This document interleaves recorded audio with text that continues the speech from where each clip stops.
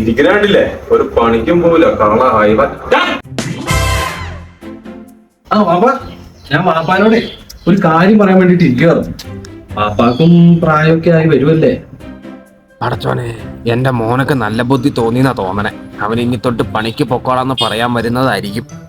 വാപ്പാക്കും pension പ്രായമൊക്കെ ആയി വരുമല്ലേ. നമുക്കേ ഇന്ന് തന്നെ പോയി ആ പെൻഷനങ്ങ് അപേക്ഷിക്കാം. നമുക്ക് ഇനി ആ പെൻഷനുള്ള ഏക ആശ്രയം. എന്നാലും പണിക്ക് നീ പോകരുത്, കള്ള ഹൈവാന. നീ ഇവിടെ നിക്കണ്ട.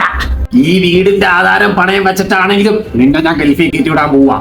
മോനെ തൗഫി, നീ പോയിട്ട് വന്നിട്ട് വേണം വീടിന്റെ ആധാരമൊക്കെ പണയത്തിന് എടുക്കാൻ. നീ വേണം ഈ വീടിന്റെ കാര്യങ്ങളൊക്കെ. ഉപ്പാക്ക് വയസ്സും പ്രായമൊക്കെ ആയി. വാപ്പ ഒരു വാപ്പാണോ വാപ്പ?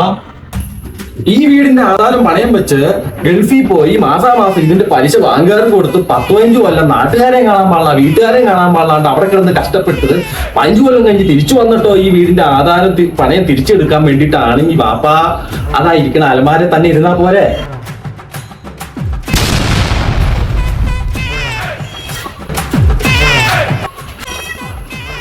പിന്നെ വാപ്പ ഒരു 20 ബക്സ് എടുക്കാനുണ്ടാവുമോ?